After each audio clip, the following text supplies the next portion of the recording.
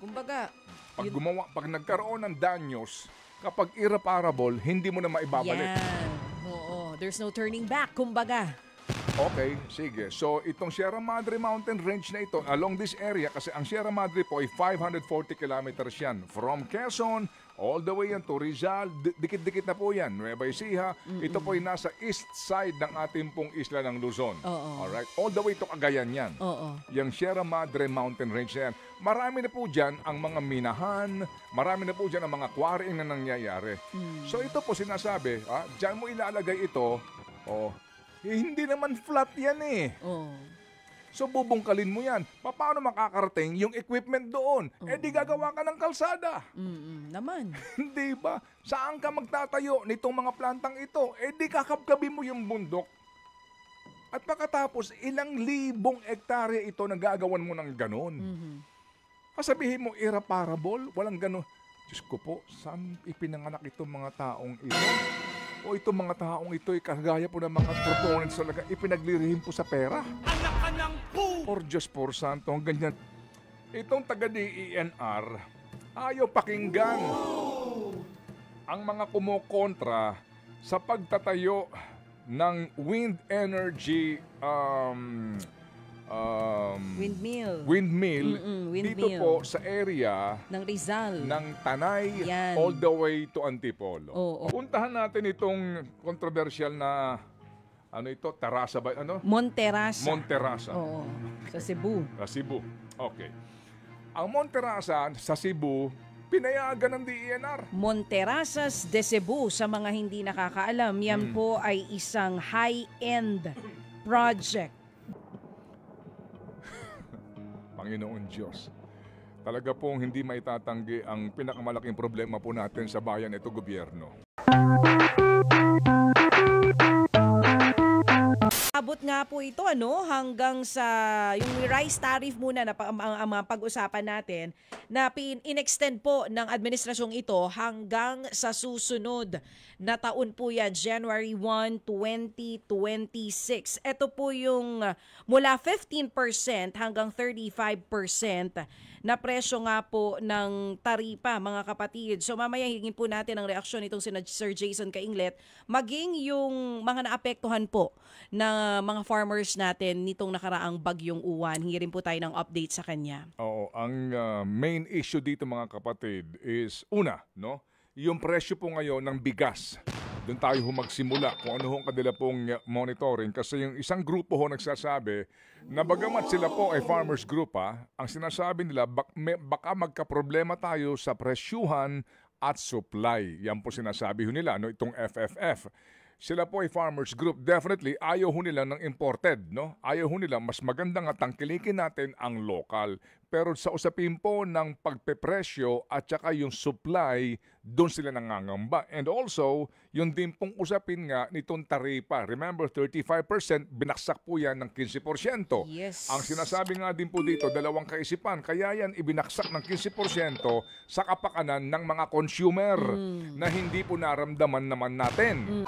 At nabanggit niya, ito hong sinasabi na dapat nga din po yung pondo, funding para po sa NFA sa pagbili po ng palay sa mga farmers natin at magpapaunlad rin po sa kanilang kakayahan para po mag-absorb ng marami nga pong stock ng bigas. Although under the present statute, itong batas po governing itong rice tarification law at ang powers po ng NFA, yun nga din po yung kanila lamang poder para po sa pag-stock sa pangangailangan ng bayan sa panahon po lalo na ng emergency o may mga tumatamang kalamidad. Meron pong amyenda ngayon na isinusulong para po palakasin pa ang poder ng NFA at ibalik yung kanyang dati rin pong kapangyarihan na makipag-compete dito po sa mga imported rice on the market. Pero habang wala po yan, ang sinasabi nga nila, yung pong pondo na kakailanganin ng DA at ng NFA.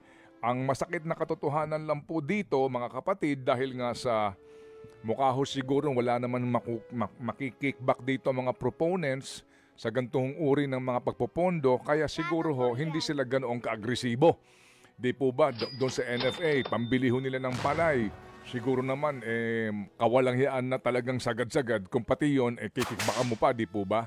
So siguro kapag sinabi, kailangan namin ng farm to market road, yun, baka pondohan nila kaagad kasi nga doon may kickback sila. Yun Sorry lang. po So for being cynical about this issue, pero yun ho naman ang katotohanan din.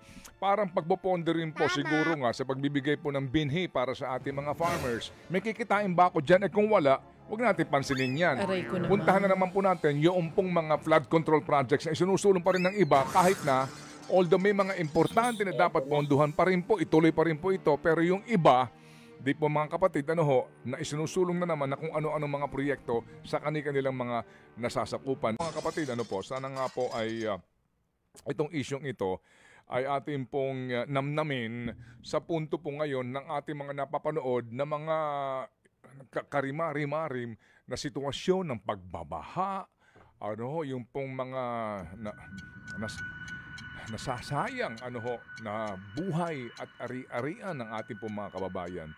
Ito kasing DENR, mga kapatid, kami po natawag sa kanila ng ilang ulit na. Ito hong bago nilang kalihim, kahit sa balita, hindi ho natin sinarinig, itong bago pong DENR, na yung pumalit po dito kay former DENR Secretary Maria Antonia Yulo Loyzaga. Mga kapatid, magandang halimbawa dito na alala ko, yung sa Boracay, Yung Boracay, yung West Cove doon na isang resort na eventually ho namang giniba ito. Pero nagsimula yon sa permit ng DENR, Nagsimula ang lahat ng iyon sa permit ng DENR. Nagbigay sila ng pahintulot para doon sa flag T ang tawag flag T. Parang permit for tourism purposes. May kahulugan yun, FLA flag T. Forest land, yon, forest land agreement. Yan, okay? Foreign land use agreement for tourism purposes, flag T. Yan ang pinanggalingan nun. Pinayagan nila. And then, lumaki, sobra na doon. And eventually, yun na nagkatanungan na may ECC ba yan? Pinupuntahan ng mga taga-DNR. So, anyway, tapos na po yun. Pero, nung nandidiyan na, at gumawa na po ng kontrobersya, tsaka sila umaksyon, baby girl. Kumbaga, naitayo na, natapos na, saka may aksyon. Okay. Oo. Doon din po sa dalampasigan ng Boracay, in fairness, nung past administration, talaga ho namang inaksyonan din. Pero, nagsimula din yan sa DENR permits. Kaliwat kanan doon, build now, apply permit later. Yun ang panuntunan. Anyway, so eto ho tayo. Halimbawa dito, mga kapatid, ito pong Manila Bay Reclamation. Yeah. Ito ho ngayon. Saan ka naman nakakita? Bago magsimula yan, katakot-takot ng oposisyon ang inilahad ng mga environmentalist at ilang pong mga tutol dito nga sa lilikhain itong problema eventually sa atin. Pero hindi sila nakinig. Sa matter of fact, kaliwat kanan po ang pagbibigay nila ng ECC dito. Oo, at nagbingi-bingihan sila dito. Hanggat sa ngayon po, nandidiyan na iyan. Malawak na po ang reclaimed area sa Manila Bay. Itong siginang Maria Antonia Yulo Loyzaga, bago siya umalis sa DENR, noong pong Agosto ng 2024, naglabas na po sila ng kanilang study. So nagbigay ka muna ng pahintulot, ngayon po, nandidiyan na ngayon. Wala nang dalampasigan sa may bandang Sofitel Tinampakan na ng lupa. Wala na po. Oo. Ano ngayon ang inilabas na report ng DENR? Ang sabi po ng DENR, sa kanya pong Cumulative Impact Assessment Study. Napaka-ironic, Medyo nakakainis ba na ang gobyerno ho natin, pinayagan mo muna, nag-claim ka ngayon ng ilan ng ektarya na nandidiyan, tsaka ka maglalabas ng Cumulative Impact Assessment. Oo. Kumbaga, may damage na, saka mo nilabas yan. Ang sabi nila, any physical change in the configuration of the embayment would, in fact, change the way the water and other pollutants behave in the area. Okay? Ngayon, sabi nila, ito po yung isa sa mga findings ng impact assessment on reclamation activities along the bay. In general, reclamation projects will slow down the flow of water and will change the circulation and retention of pollutants and organic materials that are already in the bay. This does not include yet what will be coming from the inland, ibig sabihin galing sa kalupaan. So what we are doing now is combining what is coming from the inland under different bodies of water and what is coming from the ocean itself. Basically po, no? So sabi nila, so these models are being run to include extreme events such as what has happened. Di ba umaha? Di ba umabot ng Senate? Panginoon Diyos. Talaga pong hindi maitatanggi ang pinakamalaking problema po natin sa bayan ito, gobyerno. So ito ngayon ang sinasabi, gagawa ng remedyo. Itong nandidiyan na ngayon na reclamation projects. That's one. Alright. Puntahan natin itong controversial na Tarasa ba? Monterasa. Monterasa. Oo, sa Cebu. Sa Cebu. Okay. Ang Monterasa sa Cebu, pinayagan ng DENR. Monterasas de Cebu, sa mga hindi nakakaalam, yan po ay isang high-end project dyan sa Cebu. Oo. Hillside development yan, mga kapatid. Ito po ay, mga kapatid, nandidiyan po sa area ng Cebu City. Guadalupe. Okay. Sa Guadalupe, Cebu City. Opo, sa Cebu City. Kung saan po, dahil sa nakita natin na pagbabaha na nangyari, so ngayon may question. Yung mga unang tumutol, nagsasabi ayan na ang sinasabi namin. Daming tumututol din Pero, dyan. in fairness, sabi nila, sandali lang. Pag-aralan natin ngayon. Yan. Kung may effect ba ito. Ironically, mga kapatid, opo, dahil po ang DENR nakalampag, naglunsad sila ng investigasyon. Yan. Okay. Dito po sa Hillside Development Project. At kung ito ho ba'y nakaka-apekto mismo sa instability ng slope sa mga barangay ng Banawa at Guadalupe proper, dito po sa nangyari pong Typhoon Tino. Okay. Yung joint probe, mga kapatid, ay pinagsama-samang taga-DENR, Environmental Management Bureau, Mines and Geosciences, Provincial Environment and Natural Resources Office, PENRO, yung SENRO, opo. Kung saan daw po pinag-aaralan ngayon nila kung sumunod ba sa ECC ito pong kanilang proponent. Ayan, okay. Ang sabi okay. Ang sabi ho ng DENR sa Monterasa, proponent, magsubmit ka sa amin ng inyong engineering, geological, and geohazard assessment para sa validation ng ating inspection team. Anak ka ng... nung nakatayo na yung ilan. Anak ka ng... Oo. Tapos... Oo. Correct. Sinasabi din nila ngayon, sila mismo sa kanila nanggagaling, na legit daw yung tanong ng, kasi nagsimula to sa tanong ng tao, nagagalit ang mga tao online. Sabi, sino nag-aproba sa proyekto na yan? Ngayon, ang sabi ng DENR, sige, legit yung question ng mga tao Tignan natin kung sumusunod ba etong Monterasas de Cebu, yung mga hillside development na yan sa environmental at flood mitigation regulations. Nung may natayo na. Saka titignan. Umpisa pa lamang, noon yan ay binebenta, nagpi-pre-selling yan. Uy, mahal yan, nag-propose na, may mga nagsabi na, anong gagawin nyo sa bundok namin? Yan.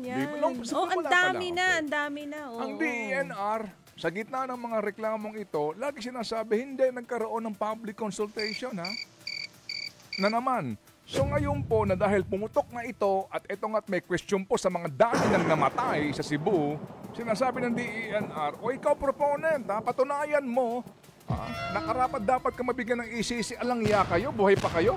Anak ka ng po! Sorry po hindi ba itong ugali-ugali nila?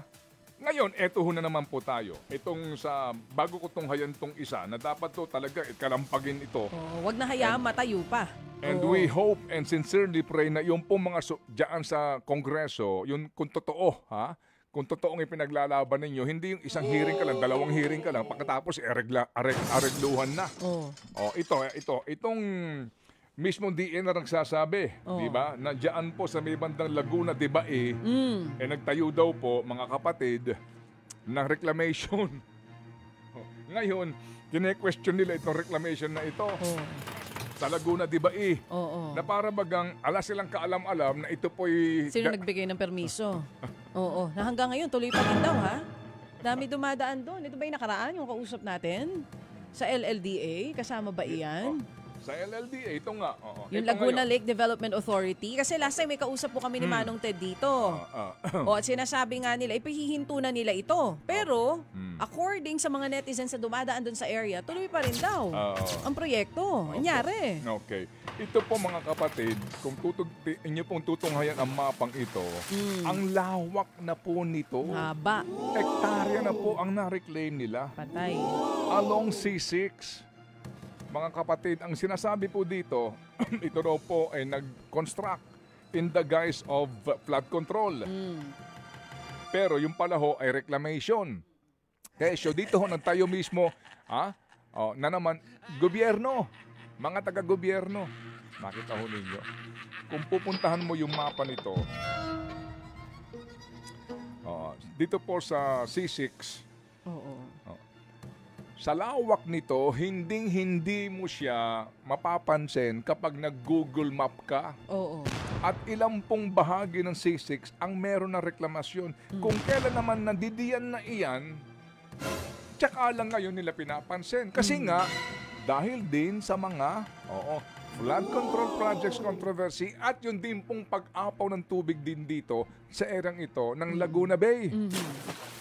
Eto ho tayo ngayon. Eto ha. Okay. Eto naman po tayo ha.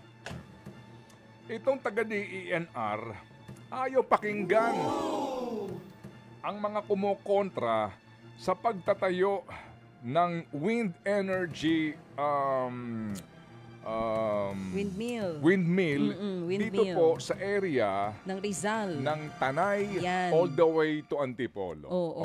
Ito muna ang atin po ditong paunang salita. Maganda po ito. Kasi renewable energy ito . Ito yung Wind energy. ito yung hinihikayat ng gobyerno. Renewable. Wag na po yung coal, 'di ba, na mapaminsala po sa ating kalikasan, right? Opo, maganda po ito. Wind, solar, hydro. All right, renewable energy. Kaya nga tayo may fit-in tariff sa ating kuryente, sa ating bill. Ano 'yun? Subsidy 'yun. Subsidy natin para dito po sa gantong uri ng mga proyekto. We subsidize part of it sa ating bill. Fit-in tariff ang tawag doon. Kaya tumataas po ang ating binabayaran kasi po meron tayong ibinibigay pong sustento para po sa gantong uri ng mga kumpanya na ang kanilang mga proyekto po ay renewable, kumbaga makakalikasan. Pero in this case, ang sinasabi po dito ng mga tutol sa mga proyektong ito is that ito po mga kapatid ay para po sa 25,839 hectares sa Rizal na 25 years mga kapatid ang kanya pong kontrata. Pinagkalooban na ito karaka-raka ng Environmental Management Bureau ng DENR ng ECC para po sa 69 na mga wind turbines na may kasama pong 13 ridges, no? From Tanay to Antipolo. Saan ito? Dito ito along sa Sierra Madre Mountain Range. Yan ang sinasabi po nila. Nag-trending po ang Sierra Madre, di ba? Dahil po dito kay Super Typhoon Uwan. Ang sinasabi nga kasi nakatulong daw po itong Sierra Madre. Sinasabi ng ilang mga eksperto, nakatulong ang Sierra Madre para hindi masyadong maramdaman yung tindi po ng buhos ng ulan na dala nitong si Bagyong Uwan. Opo. Yan ang sinasabi nila. At ngayon, nanganganib na naman ang Sierra Madre dahil nga po dito sa gagawin o ide-develop na wind energy sa 25,839 na ektarya dyan po sa Rizal. Na binigyan ng service contract ng Department of Energy noong 2018 pa pala. Alright. Oo. Ito ho kasing proyektong ito, sinasabi po ng mga tumututol dito, hindi naman sila tutol nga sa uri po ng proyekto, pero sa lugar na pagtatayuan. Kung pupuntahan po ninyo yung mga wind turbine sa Ilocos, meron doong sa tuktok din po ng bundok ha, pero i-check nyo po yung topography ng bundok, maging sa ibang mga bansa. Ito pong Sierra Madre Mountain Range na ito, iba po ang topography nito, sinasabi. At dyan, hindi ka na lang po kumbaga, para kang higante na magtatanim ng windmills, ng turbine, hindi. Anong gagawin mo dyan? Paplantsahin mo, kakabkabin mo, bibiyakin mo na naman po yung kabundukan. Kasi nga, sa plain itatayo iyan. Iibahin mo yung topography at ang lawak nito, libo-libong ektarya ito. Mga kapatid, na sinasabi nila, baka pwede, wag dito kasi nga Sierra Madre ito na kung saan din po may aabutin daw na portion mismo na ang tawag nga nila dito mga kapatid ay Masungi Karst Conservation Area. 1,600 hectares. Natahanan ng mga limestone, yun ang sinasabi nila. Na marami daw po dito po mga endangered species na maaaring tamaan. So bottom line dito, ang DENR na naman kinontra yung opposition na sinabi, walang problema dito sa aming assessment. Yan na naman kayo mga... Correct. Ayan ang sabi ng DENR, wala daw sapat na ebidensya para sabihing may malubha o hindi na mababalik pa yung pinsalang pangkalikasan na nagagawin dyan po sa area na iyan. Opo, ang sinasabi po nila, di po ba, no sufficient basis has been established to conclude the existence of grave or irreparable environmental damage that would necessitate the issuance of a cease and desist order. Yung CDO. Irreparable. Ang ibig sabihin yan, Hindi na oo. Kumbaga, Pag nagkaroon ng danyos, kapag irreparable, hindi mo na maibabalik. yan. There's no turning back, kumbaga. Okay, sige. So, itong Sierra Madre Mountain Range na ito, along this area, kasi ang Sierra Madre po ay 540 kilometers yan. From Quezon, all the way yan to Rizal, dikit-dikit na po yan. Nueva Ecija, ito po ay nasa east side ng ating pong isla ng Luzon. Alright? All the way to Cagayan yan. Yung Sierra Madre Mountain Range na yan. Marami na po dyan ang mga minahan, marami na po dyan ang mga quarrying na nangyayari.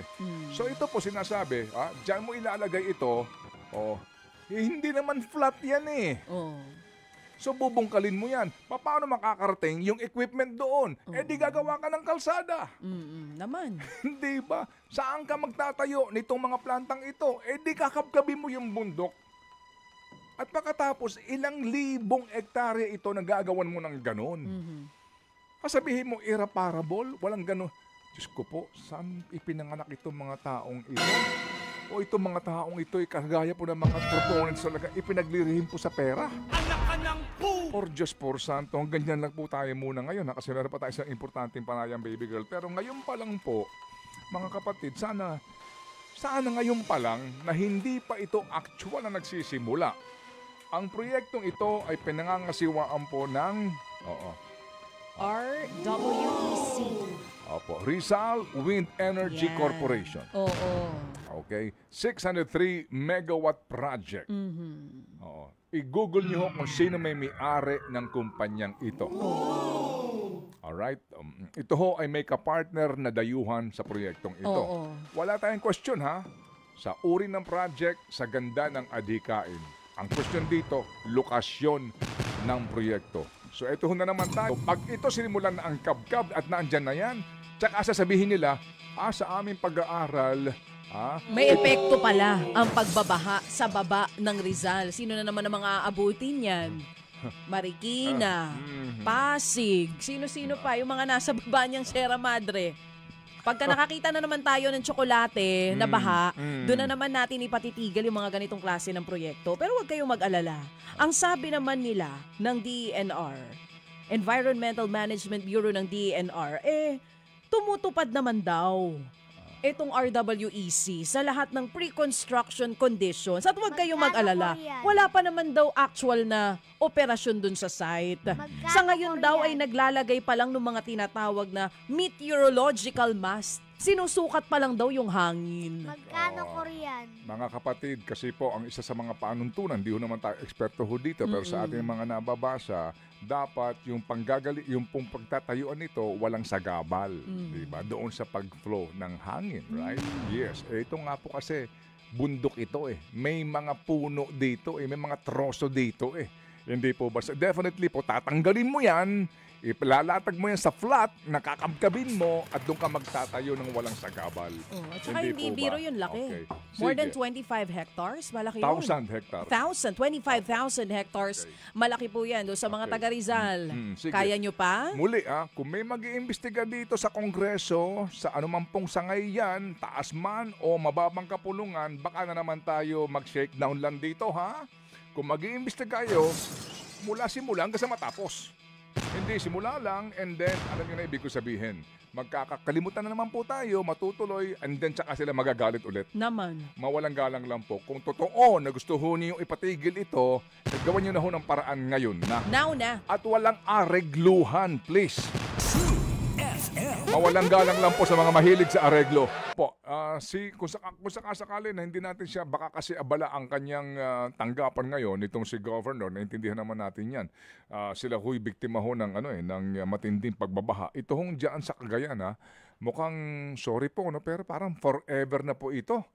Kasi ang sitwasyon dito, yung mga ilog doon, Cagayan River, no ho, ito pong bodies of water dyan, lagi pong nag-overflow kasi nga una silted at pangalawa po yung volume din po ng ulan na madalas po diyan di dumadaan ay binabaksak po, samahan pa po ng tubig sa dagat, tamindagat din po sila, and then yung pong pagkakalbo din ng kanilang kabundukan diyan.